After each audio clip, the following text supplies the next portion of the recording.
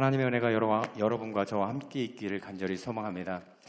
오늘은 제가 설교를 하려고 이 자리에 온 것은 아니고요. 말씀을 좀 나누려고 또 좀 기회를 좀 보고 제가 PPT를 좀 준비를 했습니다. 사실 어저께 호서대학교 교회를 좀 다녀왔어요. 거기 그 목장 소그룹 모임에 대해서 어떻게 해야 되는지 지금 지도 교수님께서 좀 발표를 좀 하고 실제 어떻게 목장 예배를 하는지 알려달라고 그래서 제가 가도 되겠습니까? 그랬더니 실천 신학하는 사람이 아니면 누가 오겠냐. 그래서 또 우리 담임 목사님이 워낙 그 호서대학교에서 실천 신학 회장님도 하시고 또 저희 교회에서 많은 도움을 주고 우리 또 호서대 원어들도 굉장히 많습니다. 그러다 보니까 대표로 해서 제가 목장 모임을 잘 한 사례를 발표하려고 다녀왔습니다. 거기 가서 제가 그 이론적인 거를 좀 얘기를 하면서 그 나중에 나누면서 어떤 걸 했냐면요. 말씀을 하나 주고 우리 이것을 좀 나누는 시간을 갖도록 하겠습니다 했는데 그 말씀이 뭐냐면 여호수아서 1장 8절 말씀이었습니다. 이 율법책을 내게서 떠나지 말게 하며 주여로 그것을 묵상하여 그 기록된 대로 다 지켜 행하여 하라. 그리하면 내가 길이 평탄하게 될 것이며 내가 형통하리라. 내가 내게 명령한 것이 아니야. 강하고 담대하라. 두려워하지 말며 놀라지 말라. 내가 어디로 가든지 내 하나님 여호와가 너와 함께 하시리라. 이 본문을 가지고 말씀을 드렸더니 한 18명 정도 앉아 계셨어요. 생각나는 두 분이 있었는데 첫 번째 한 사람은 뭐라고 그러냐면 시켰는데 안 하시더라고요. 그래서 제가 당황하지 않고 그러신 분들이 있으면 그 옆 사람을 시키면 됩니다. 그래서 그 옆에 있는 분을 해서 이렇게 하는데 중요한 건 뭐냐면 두 개 기억이 나는데 하나는 이 사람이 이 말씀을 듣고 1분 정도만 제가 묵상하라고 그랬어요. 그 다음에 이 말씀에 대해서 한번 나눠보겠습니다. 그랬더니 앞으로 나가도 됩니까? 그러길래 그럼 나오세요. 그러니까 펜을 달래요. 자기가 설명을 해야 된다고. 그래서 그러십시오 그랬는데 이분이 얼마나 당차시냐면 그림을 그리는데 자기가 경포대를 딱 여기 바다래요. 경포대를 그려놓고 자기 숙소가 여기래요. 그러면서 자기가 여기서 출장을 나왔는데 너무 외롭대요. TV를 봐도 외롭고 뭐를 해도 외롭고 성경책을 이렇게 보는데 자기밖에 회사에서 크리스천이 없더래요. 그래서 밖을 이렇게 보니까 사람들이 돌아다니면서 막 이렇게 있는 모습을 보니까 자기 빼놓고는 다 즐거워 보이더래요. 신앙생활이 이런 겁니까? 라고 물어보시는 거예요. 그러니까 느낀 게 뭐예요? 이 율법책이 있는 것을 다 지켜 행했더니 자기는 이렇게 심심하다는 거예요. 뭐 이런 나눔도 하시더라고요. 그래서 그 심심한 곳에 여러분들이 같이 예배를 드리게 되면은 덜 심심해지고 심심한 게 아니라 하나님의 예배를 통해서 재밌는 걸 알게 되실 겁니다. 이렇게 결론은 나중에 말씀드렸고요. 또 한 분은 어떤 분이었냐면 처음에 시켰던 분, 그분이 왜 2분 동안 발표를 하라고 그랬더니 안 했냐면요. 할 말이 엄청 많았던 거예요. 그래서 그분을 맨 마지막에 했는데 이분이 그러시는 거예요. 자기는 빵집을 하고 교회를 다녔는데 남편이 3개월밖에 못 산다고 그러더래요. 그래서 점쟁이한테 가고 세 군데 점쟁이한테 갔는데 세 군데 점쟁이가 다 똑같이 그러더래요. 굉장히 용해요. 3개월밖에 못 산다고 얘기를 다 해주고 죽는다고 그래서 어떻게 할까 그러다가 마지막으로 교회를 왔대요. 그래서 교회를 와서 예배를 드리는데 20년째 예배를 같이 드리고 있대요. 그래서 하나님이 얼마나 감사한지 자기는 너무 힘든데 하나님은 곧 행복이라고 그러더라고요. 율법을 지키는 것, 내가 어디로 간지 너와 함께 하시리라, 이 말씀이 그냥 행복이라고 얘기를 하시더라고요. 그래서 정말 그분이 아직까지 살아계시면서 하는데 뭐라고 한마디를 더 하시냐면 자기는 약국 병원에다가 준 돈을 이제는 걷어서 헌금을 내기 시작을 했대요. 11조를 안 하셨대요. 10,000원 냈대요. 10,000원 처음에. 약간 10,000원 들어간 거를 10,000원을 내고 약간 50,000원 들어가면 이게 50,000원짜리네요. 50,000원 내고 이렇게 해갖고 헌금을 정말 하나님의 원하시는 대로 그 모든 병원 들어가는 비용 이거를 다 하나님한테 드렸더니 남편이 안 죽더라는 거예요. 속마음이 아마 안 죽기를 바랬었던 거기 때문에 그럴 수도 있겠죠. 반대되신 분들 몇 분 보이시는데요. 그러면 안 됩니다.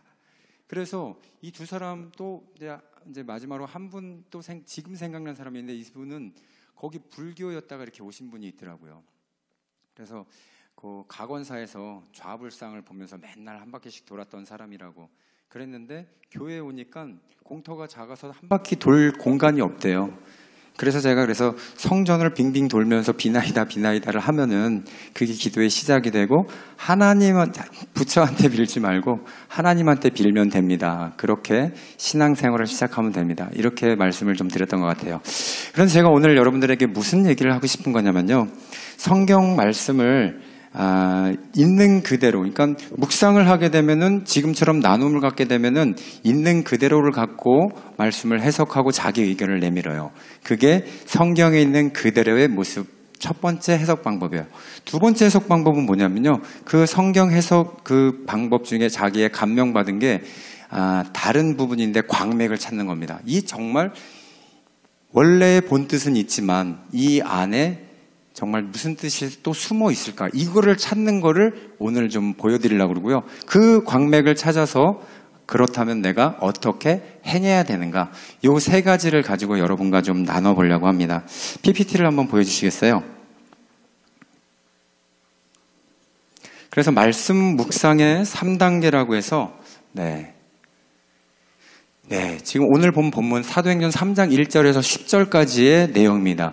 이렇게 본문을 이해하는 것을 배경이라고 하는데 이걸 나누는 사람들이 있고요. 보이지 않는 말씀의 광맥 찾기라고 해서 두 번째 거를 나누는 사람이 있어요. 세 번째는 삶에 적용시키는 단계. 목장 모임을 하다 보면요, 그 내용을 보고 3번만 얘기하시는 분들도 있어요. 나는 이렇게 살았습니다. 대부분 삶에 적용을 시키는 사람이 있고요. 어떤 분은 말씀을 가지고 얘기하시는 분이 있고 어떤 분은 독특하게 내가 어디로 간지 너와 함께 하리로다 그랬는데 교회를 뺑뺑 도는 사람도 나타납니다. 그런데 이 세 가지 중에 그냥 PPT만 보여주세요. 이제 제 얼굴 보일 필요 없이 이제 넘기시기만 하면 돼요. 자, 그래서 첫 번째 본문에 이해되는 건 반드시 있어야 됩니다. 왜냐하면 성경을 알아야 되기 때문에. 성경이 무슨 내용인지 첫 번째를 보면은요, 자, 3장 1절 말씀 제가 읽으면서 한번 여러분과 같이 가보도록 하겠습니다. 제9시에 기도 시간에 베드로와 요한이 성전에 올라갈세라고 하는데요. 왜 제9시냐면요, 유대인의 사람들 풍습이 뭐냐면 아침에 9시, 12시, 3시 이렇게 3번 성전에 가서 기도를 했대요. 그 기도를 하게 되면은요, 사람들이 많이 몰려오게 되잖아요. 그러면은 이 안진뱅이를 그 3시, 12시, 9시, 12시, 3시에 그 하루에 3번 가면은 그 3번 일당을 받는 거랑 똑같은 거예요. 그러니까 거기를 그 안진뱅이가 있었고요. 베드로는 왜 여기를 갔느냐? 그 모이는 사람들에게 복음을 전하러 간 겁니다. 그래서 오늘은 제9시. 성경에서 9시라고 나왔으면 플러스 6을 하면 돼요. 그러면 3시가 되겠죠. 오늘날 시계로. 그러면 3시에 간 겁니다. 오후에 밥 먹고 올라간 거예요. 나면서 못 걷게 된 2절 보면요, 이를 사람들이 메고 왔습니다. 이를 성전에 들어가는 사람들에게 구걸하기 위하여 날마다 미문이라는 성전문에 두었더라. 우리가 보시는 것이 이제 미문이라는 것이 나오는데 아름다운 문이에요. 아름다운 미자를 써서. 근데 헬라어를 보면 니카로느문이라고 얘기를 합니다. 이 문은 어떻게 생겼냐면요, 높이가 23m 높이가 돼 있고 황동으로 제작을 했어요. 금이 아니고 황동이니까 굉장히 금과 똑같이 보이는 문이겠죠. 그리고 이중문으로 되었는데 양식이 뭐냐면 고린도 양식으로 아테네 신전 같은 거 보시면은 그 위에가 이렇게 멋있게 돼 있는데 우리 여기 마더 카페 가면은 그렇게 돼 있더라고요. 보셨나요? 위에 높이 막 이렇게 멋있게 이렇게 돼 있는 문. 그래서 그런 것으로 돼 있는데 그림으로 한번 보여드릴게요. 다음 거 이렇게 생겼습니다. 그래서 저 성전이 이렇게 있습니다. 그러면 거기 안으로 들어가면 미문이라고 있는데 정말 보일랑 말랑하게밖에 안 나와 있어 갖고요. 네, 저도 안 보여요. 그러니까. 근데 그 안에 문이 이중으로 돼 있어 갖고 높이가 23m가 되고 황동색으로 돼 있고 고린도 양식으로 돼 있는 그런 문이었다라는 것입니다. 근데 이 문이, 그러면 성전이 도대체 저때 당시는 제가 생각하기에 성전이 무너졌는데 저 성전은 언제 지었나 이런 생각을 해보게 됐어요. 그럼 예루살렘에 있는 성전이 언제 무너지고 언제 다시 되고 저 성전은 언제 됐나 이거를 좀 알아보니까요, 그 다음 PPT 보면요, 솔로몬의 성전은요 포로 전에, 저건 안 보이니까는 제가 저만 보려고 한 건데 이렇게 올라온 거예요. 솔로몬 성전은 언제 있었냐면요, 포로 전입니다. 솔로몬에 의해서 모리아산에서 이렇게 건축이 됐고요. 언제 파괴되었냐? 586년 누부갓네살 왕이 와서 남유다가 망하면서 완전히 무너져 버리게 되죠.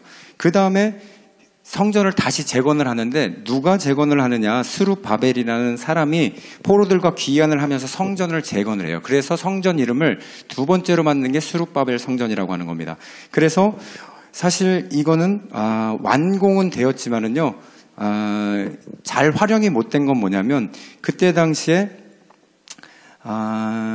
알렉산더 대왕이 이제 알렉산더 대왕이 있고, 그 밑에 알렉산더 대왕이 죽고 나서 그 다음에 이 왕이 거기를 굉장히 성전을 제사하는 곳으로 바꿔버렸대요. 그러니까 돼지를 막 피를 뿌리고 하고, 또 거기에 그 우상 숭배를 하는 그런 배도된 그런 성전으로 바뀌게 돼서 그 성전을 하나님을 모시는 성전으로 사용을 못하게 됩니다. 그러다가 언제 다시 성전 보수가 되냐?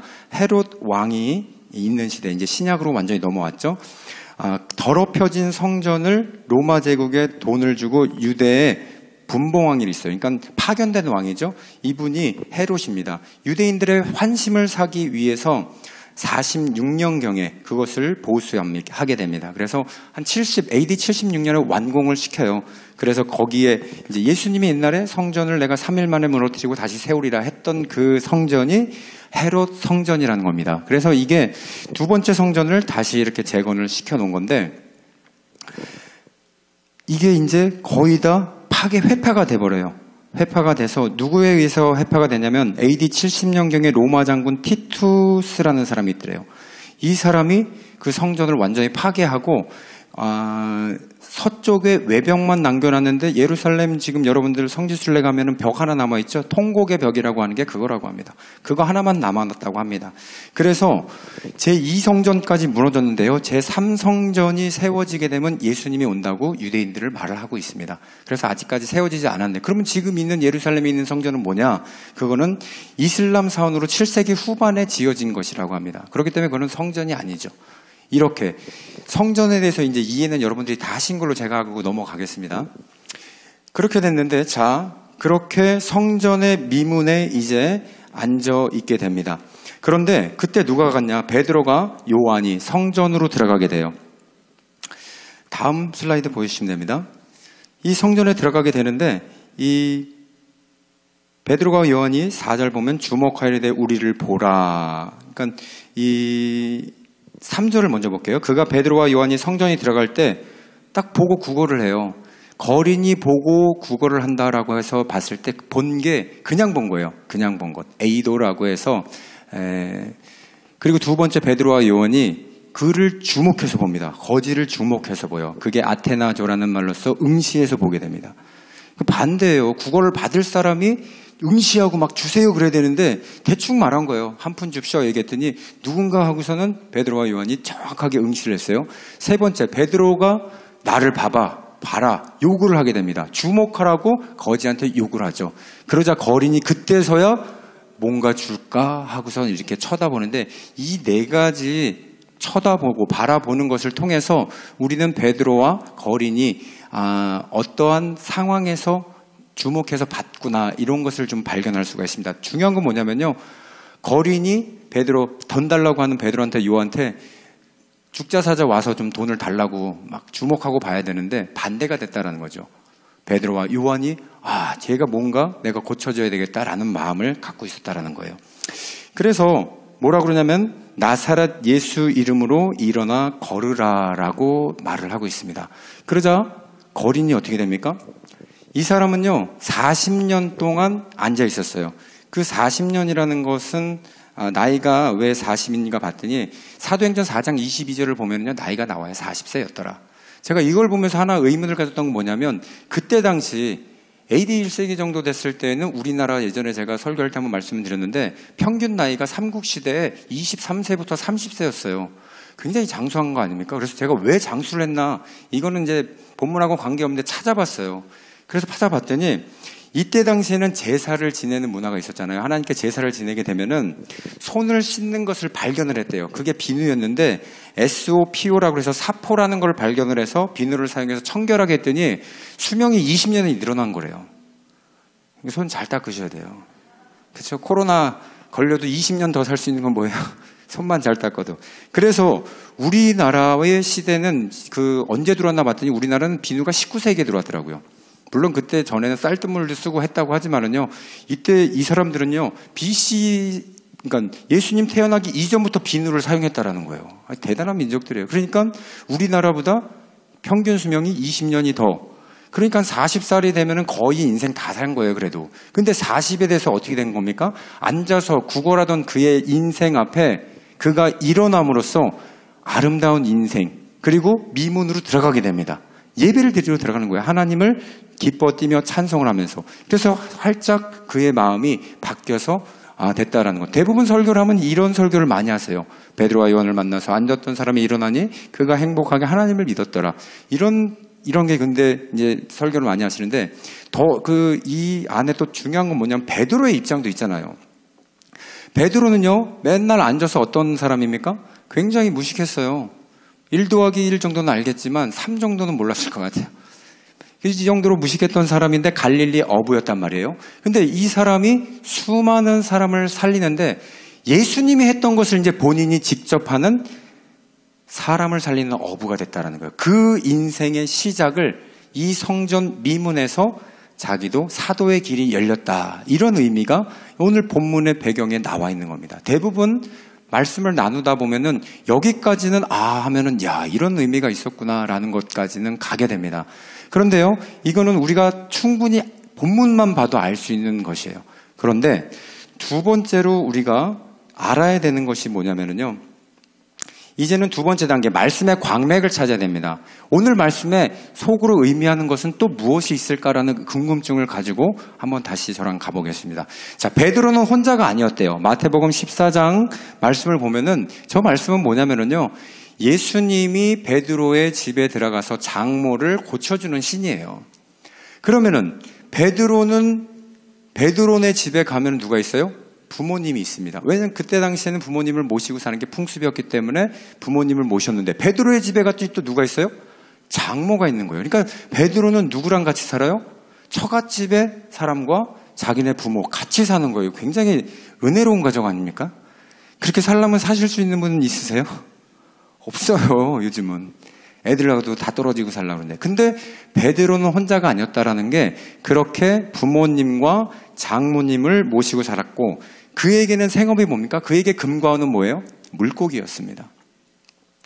그런데 그렇게 베드로가 예수님을 따라갈 때 부인이 돈 벌어오라고 하면 어떻게 하겠어요? 사역을 못 하는 거예요. 금과 은을 놔두고 네가 왜 어딜 가느냐, 부인이 그러면은요.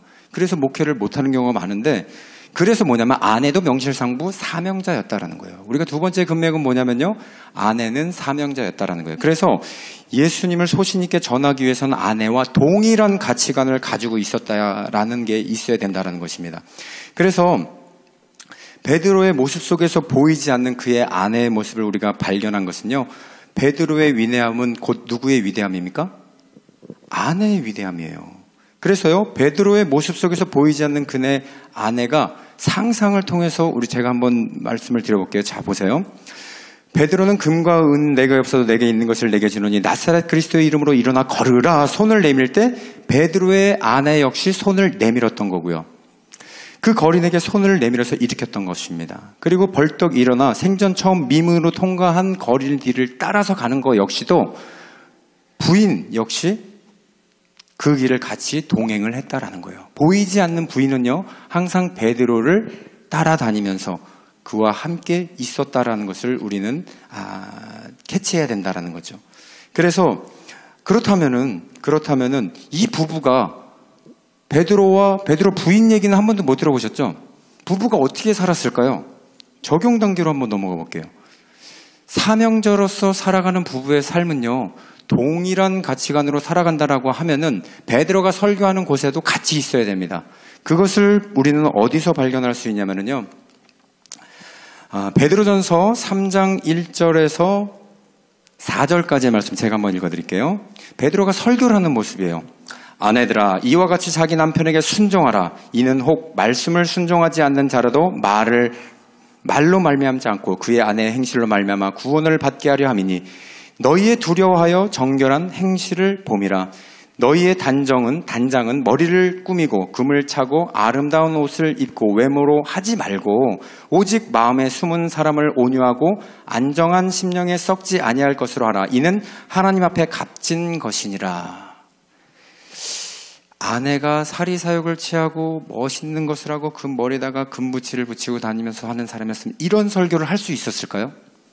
없었다라는 거예요. 마찬가지로 7절에 보면은 남편들에게도 얘기를 합니다. 남편들아, 이와 같이 지식을 따라 너희 아내와 동거하고 그를 더 연약한 그릇이요 또 내 생명의 은혜를 함께 이어받을 자로 알아 귀히 여기라. 이는 너희 기도가 막히지 아니하려 함이라. 베드로 역시도 어떤 사람이었냐면요, 그냥 부인을 따라 그냥 사는 삶이 아니었어요. 세상 것을 내 것이라고 생각하고 그런 것을, 요즘 보면은요 정말 베드로 정도처럼 열심히 사역하고 기적을 일으키는 사람이면요 많은 성도들이 와서 그들을 따라가고 그에게 많은 것을 또 헌신하면서, 베드로는 금방 사실 부자도 될 수 있었을 거예요. 본인이 마음이 그렇다면. 그런데 그는 사명자로서 살았다는 거예요. 그렇기 때문에 설교하는 곳에 자기 부인도 같이 있으면서 떳떳하게 말할 수 있는 것을 우리는 베드로전서에서 볼 수 있다는 것입니다. 이것이 우리가 말씀을 묵상했을 때 나타나는 결과가 이 세 가지가 나타나는 거예요. 첫 번째, 우리 배경에 대해서 우리는 40년 동안 앉아서 구걸하는 그의 인생이 아름다운 미문으로 들어가면서 거린이 바뀌었다라는 것을 알 수 있었고, 베드로 역시 내가 이제 사명자로서 살아갈 수 있는 미문으로 들어가는 아름다운 인생이 되었다는 걸 알 수 있었고, 두 번째는 아내 역시 사역자라는 것을 우리가 그걸 발견할 수 있었다라는 거예요. 그리고 어디를 가든지 그 설교하는 곳에는 아내와 함께 다니면서 아내와 나는 이렇게 살아가고 있는데 여러분들 이렇게 살아야 됩니다 라는 것을 떳떳하게 말할 수 있는 그런 적용까지 잘 할 수 있는 부부였다라는 거예요. 그래서 우리가 베드로를 봤을 때 베드로가 부부와 삶이 이렇게 됐다라고 알 수가 있다라는 것입니다. 마지막으로요, 사실 시간이 안 되면 제가 여기서 끝내려고 그랬거든요. 이렇게 해갖고서는 나눔을 갖게 되면은 여러분들의 목장 모임이나 아니면 성경 묵상하는 것이 굉장히 풍부해진다라는 사실입니다. 그래서 여러분들 성경을 읽을 때 초점을 좀 두시고 다른 시각으로 볼 수 있는 그런 눈을 가지기를 간절히 소망합니다.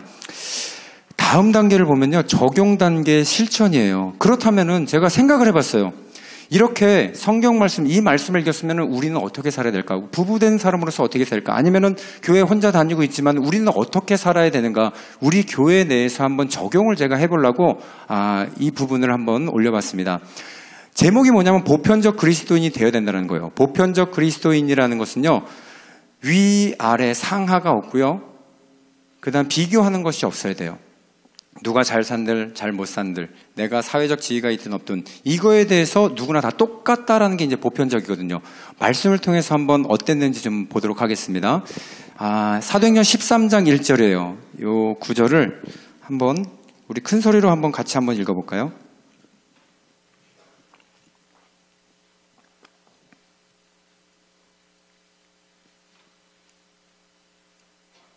자, 한번 읽어보겠습니다. 시작. 안디옥 교회에 선지자들과 교사들이 있으니 곧 아나바와 시몬의 사람 루기오와 분봉한 헤롯의 젖동생. 네, 여러분들 여기 보시면은 뭔 소리인지 잘 모르는데 이름이 5개가 나옵니다. 누가 나오면요, 다음 단계 한번 넘겨줘 보세요. 요 5사람이 나와요. 안디옥의 담임 목사였던 바나바가 나옵니다. 이 사람은요, 레위인이고 정통 유대인이었다라는 거예요. 그리고 두 번째 나오는 사람은 시몬이라고 하는데요, 비천한 노예 출신이라고 합니다. 여러분, 니그로라고 하면은 아시겠어요? 사람들 많이 욕하죠. 검둥이라고, 니그로족 해갖고. 그게 이 사람 니게르에서 파생된 말이에요. 니게르에서 오늘. 그러니까 이 사람은 피부가 검은 사람이었어요. 시므온이라고 하는. 그 다음에 루기오라고 하는 사람이 살았는데 이 사람은 리비아 출신의 무명 이방인입니다. 정통 유대인도 아니라 이방인이라는 거예요. 또 마나엔이라는 사람이 있는데요, 이 사람은 분봉왕 헤롯 안티파스의 젖동생. 그러니까 젖을 나눠 먹었던 동생이니까 짐작하기에 서자였다라는 얘기입니다. 그래서 배달은 서자 출신의 불운한 출생자라고 볼 수가 있는 것입니다. 그리고 마지막 누구예요? 사울. 예수님을 부정했고 교회를 짓밟다가 나중에 변심해서 이름을 바울로 바꾼 자. 여러분, 이 5사람이 조화가 됩니까? 조화가 안 돼요. 교회가 이런 사람이 모였다라는 거예요. 자, 다음 씬을 보면은요, 바울과 바나바는요, 선교사로 파생이 됩니다. 그러니까 누가 남았어요? 흑인 시몬과 이방인 누기오와 마나엔이라는 헤롯의 젖동생, 이렇게 3명이 남았어요. 3명에서 어떻게 고린도 교회를 인도할 수 있을까요? 인도하기가 굉장히 어려워요. 그런데 이 사람들은요, 자신의 사명을 가지고서는 교회를 이끈 게 아니라 예수님이 교회를 이끌어 가신다라는 사명으로 교회를 이끌어 가게 된다라는 것입니다. 그래서 문제가 안 생겼다라는 거예요. 본인이 흑인이든 백인이든 서자든 또 정말 흉 잡을 게 너무나도 많은 사람 아닙니까? 정통 유대인도 아니고 예수님을 핍박했던 그 사람, 그것도 아니고 정말 신실한 사람으로 모태신앙만 교회에 나와갖고서는 신앙생활을 다 한다라고 그런 말은 없잖아요. 그래야 잘 된다라는 것도 없습니다. 마찬가지로 교회는요, 여러 종파의 사람들이 정말 많이 모여 있어요. 불교를 있다 온 사람, 이단에 있다가 온 사람, 상처받아서 있다 온 사람, 어딜 가니까는 이단 사역만 해갖고 거기는 이단만 가득하더라고요. 근데 이런 교회에 우리가 살아갈 때 어떤 사람이 되어야 되느냐? 보편적인 그리스도인이 되어야 되는데, 다음 신 한번 보여드릴게요. 또 어떤 사람들이 있냐면요, 열심당원 시몬이라는 사람과 세리마테 비교 한번 해보세요. 예수님의 제자였습니다. 열심당원 시몬이라는 어떤 사람은 로마 제국으로부터 우리가 벗어나야 됩니다, 독립을 쟁취해야 됩니다, 과격했던 사람이에요. 오늘날 우리나라로 보면 3.1운동가들, 이런 사람이었고요. 마태는 누구 있냐면 로마 제국에 빌붙어서 동족의 고열을 짜내는 사리사욕을 세금으로서 받아내는 사람이었어요. 이 두 사람이 예수님 제자로 왔는데 딱 보면은 뭐예요? 독립운동가와 친일파가 앉아있는데 서로 멱살 잡고 안 싸우겠습니까? 근데 왜 안 싸워요? 예수 그리스도의 이름으로 모였기 때문에. 그리고 또 누가 있습니까? 갈릴리의 빈민 베드로하고 아리마대 거부 요셉. 요셉 같은 경우에는 예수님을 제사를 시킬 때 무덤가에 가게 만들었던 사람이고, 근데 하나는 굉장히 가난한 사람이고 한 명은 공회 출신, 정말 지도자층에 있는 사람인데, 이 사람이 교회에서 복음을 전한다고 하면은 거리낌 없겠어요? 처음 딱 봤는데 거론뱅이 오다고 자기는 정말 명품 입었겠죠. 분명히 우리 교회도 그런 사람들이 있어요. 그렇죠? 왔는데 내 생활 양식이 그런데 그렇지만은 예수 그리스도의 이름 안에 하나로 될 수 있다라는 것입니다. 마지막으로 누구냐면요, 비천한 창녀 막달라 마리아와 사나드린 의원 니고데모. 니고데모 역시 뭐라고 그럽니까? 물과 성령으로 거듭나지 아니하면 안 된다라고 하니까, 그러면 어머니 뱃속에 또 들어가야 됩니까? 이러면서 밤에 몰래 예수님한테 가서 그 말씀을 듣고 온 사람이에요. 나중에 예수님 장사를 지내서 그 시체를 받아갖고선 할 때 옆에서 향유와 향품을 가지고서는 같이 장사를 지내줬던 사람입니다. 이런 니고데모와 창녀로 있었던 사람 생각을 해보세요. 출신이 그런 사람이 우리 교회에 딱 앉아있는데 알고 있다고 생각을 해봐요. 신앙생활할 때 같이 할 수 있겠습니까? 저 사람은 저런데 뒤에서 수근수근 하는 얘기가 분명히 나올 수 있다라는 거예요. 그런데요, 오늘 얘기하고 싶은 건 뭐냐면 보편적인 그리스도인이 돼야 된다는 것입니다. 자신의 사명이 있으면은요, 남하고 부닥쳐요. 하나님이 나에게 주신 사명은 이거야 하고 나가게 되면은요, 이상한데 하나님이 이 사람에게 주님께서 주신 사명은 이게 아닌데 라고 하기 때문에 부닥칠 수밖에 없어요. 그래서 우리는요, 내가 스스로 나임을 잊어버려야 된다는 거예요. 하나님이 나를 만들어 놓으셨을 때는요, 알몸으로 나온 거예요. 그리고 세상에 갖가지 주신 거는요, 시험에 들지 않을 만큼, 그리스도인을 믿을 수 있을 만큼 우리에게 옵션으로 장착해 주신 것들이 많다라는 거예요. 그게 너무 많게 되면은요, 하나님께서 그만하고 하실 수가 있는 거죠.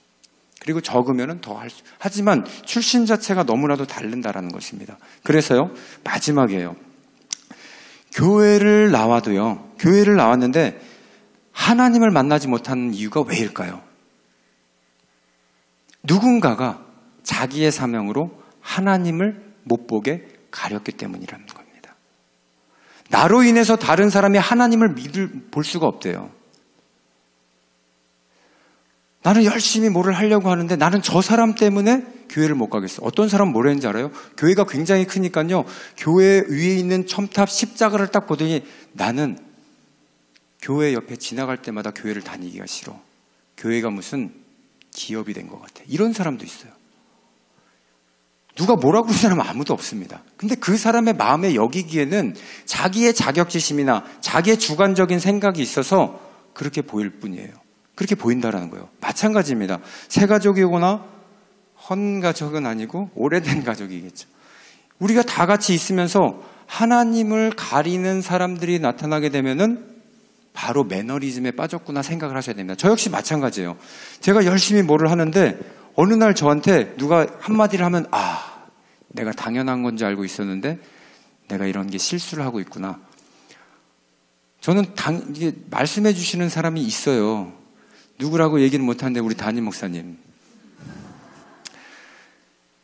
회의할 때 이렇게 저랑 얘기할 때 보면은 이런 부분을 조금 굉장히 유비 같으세요. 자상하게 얘기하는데 꼬집으시듯 이렇게.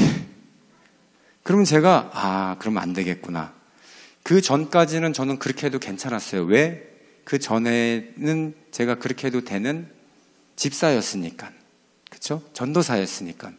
근데 제가 있어야 되는 자리는 많은 성도들과 공평성을 유지해가면서 있어야 되는 자리니까 치우치면 안 된다라는 얘기해버렸네요. 그렇게 되는 거예요. 왜요? 저도 친한 사람이 있으니까 친하게 지내고 아닌 사람 아닌데 그게 다른 사람이 볼 때는요, 저로 인해서 은혜를 못 받는데요. 얼마나 반성을 하고 하나님, 제가요 이제는 눈을 한쪽을 이렇게 감겠습니다 그랬어요. 다 보이니까는 다 아는 체를 하고 싶은데 어떻게 해요? 그리고 이쪽으로 더 친한 사람이 한 번 더. 저도 이제 목장지기를 하다 보니까 옛날 목원들이 있으면 얼마나 마음이 가요 더. 그렇죠? 담임 목사님 똑같은 거 아니에요? 우리 교회 다니는 사람보다 안 다니는 사람한테 어떻게 더 잘하겠습니까? 아니잖아요. 너무 비유가 컸나요? 그런데 저도 마찬가지인 거예요. 목장지기를 하다 보니까 이 사람 잘 지내는지, 그 기도 제목 잘 이루어졌는지 이렇게 궁금하고, 모르는 사람들은 궁금이 조금 덜 하잖아요. 그래서 그런 사람들이 상처를 받겠구나. 그러면 하물며 담임 목사님은 얼마나 중간자로 있으려면 얼마나 힘드시겠냐. 그게 탁 보이는 거예요. 막 이렇게 더 친절하게 해주고 싶은데도 참아야 되고, 더 뭐라고 싶은데도 참아야 되고, 그렇게 반은 귀머거리고 눈이 안 보이고 이렇게 목회를 하시는 걸 보면서 전 정말 많이 배웁니다. 마찬가지로 제가 누가 돼야 되냐면 보편적인 목사가 돼야 된다는 거예요. 보편적인 직분자들이 여러분들이 되셔야 되고요.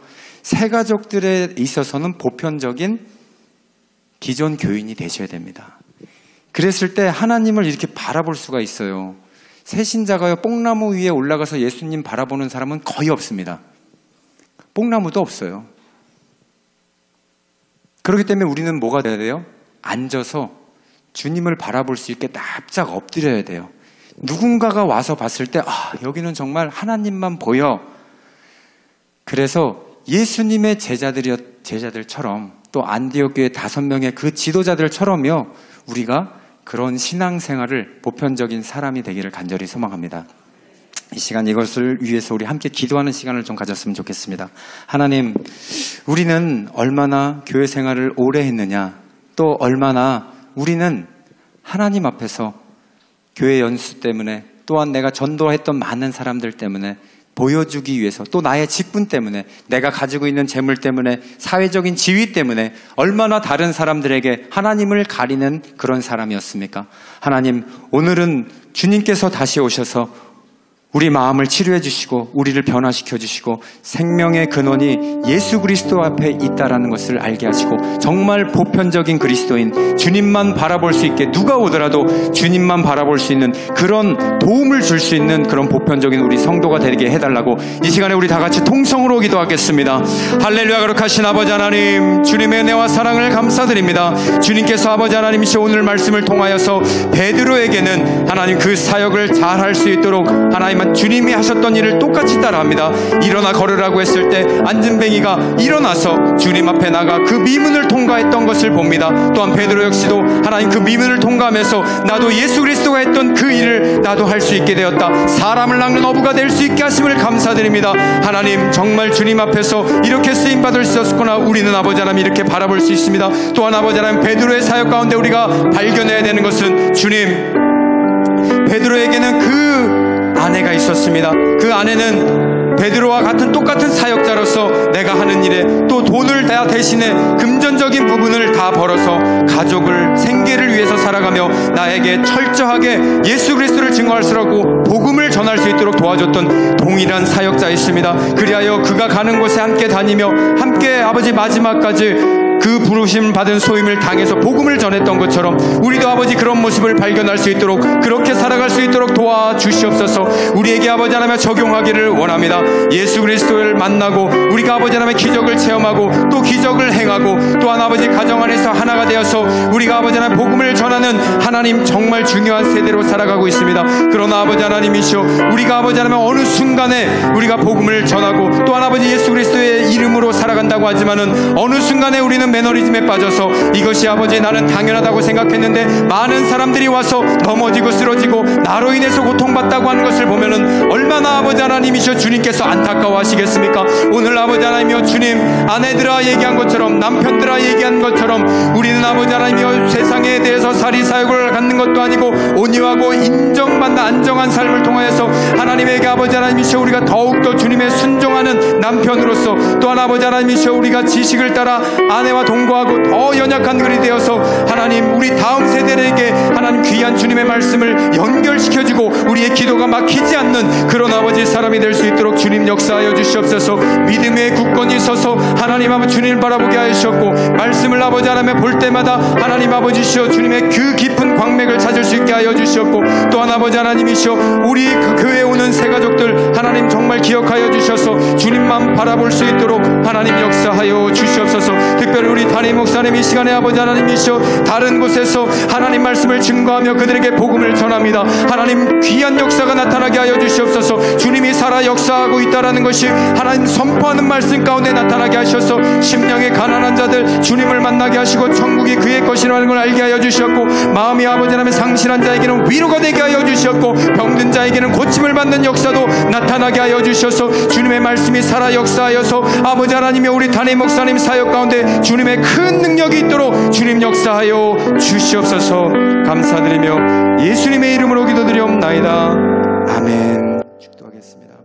지금은 우리를 죄에서 구원해 주신 예수 그리스도의 은혜와 하나님 아버지의 극진하신 사랑과 성령님의 내주 교통하심이 말씀을 통해서 새 힘을 얻고자 하는 우리 모든 성도들 머리 위에 지금부터 영원까지 함께할지어다. 아멘. 이 시간 우리 함께 은혜 찬양으로 하도록 하겠습니다.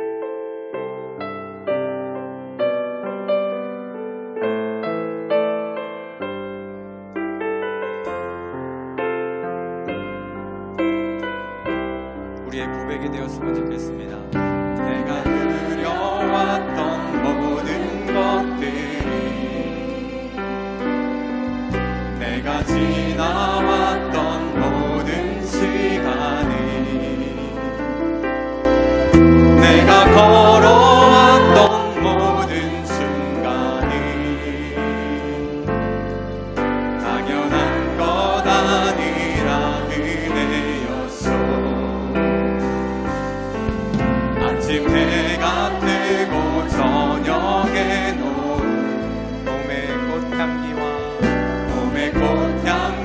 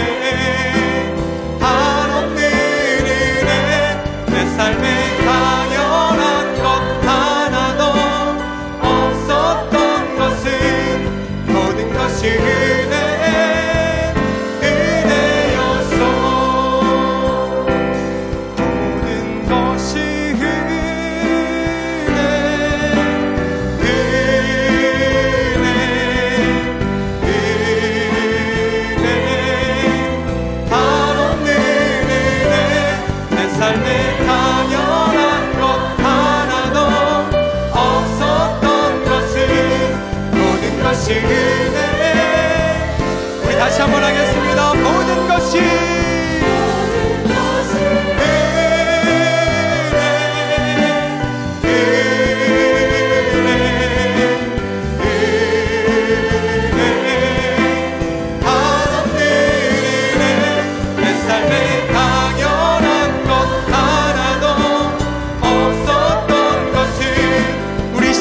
통성으로 기도할 때 하나님 우리에게 아버지 하나님 주님께서 주시는 은혜가 큽니다. 그 은혜를 상상하시면서 주님 말씀의 능력이기를 원합니다. 하나님 우리 마음에 하나님의 말씀을 새겨서 하나님 성경을 볼 때마다 금맥을 찾을 수 있도록 도와주시옵소서. 오늘도 아버지 하나님 또한 주님께서 주신 말씀 가운데 하나님 아버지 새로운 것을 우리에게 주시기를 원합니다. 기도하시고 우리 담임 목사를 위해서도 다시 한번 기도하시고 통성으로 기도하고 돌아가도록 하겠습니다. 주여 아버지 하나님 감사드립니다. 오늘 아버지 하나님 주님 앞에 나와 예배하고 주님 아버지 저녁 때까지 하나님 말씀 가운데 살아갈 수 있게 하심을 감사드립니다. 다시 한번 아버지 하나님 주님 앞에 기도를 드리고 싶은 것은 하나님 말씀 가운데 우리 아버지 하나님 깊은 뜻을 알기를 원합니다. 주님이 아버지 주시는 말씀 가운데 은혜를 얻기를 원합니다. 또한 아버지 주님이 우리에게 향하신 말씀도 알기를 원합니다. 하나님 어느 것을 지든 간에 우리가 훈련되어지기를 원합니다. 그리하여 아버지 하나님 이 땅의 사명자로 살아가는 그날까지 하나님께서 우리의 마음을 주님 아버지 진정 우리에게 알려주시고 주님 아버지 살아 역사하심이 우리를 사명자의 길에서 하나님 순종하며 나가게 하여 주시옵소서.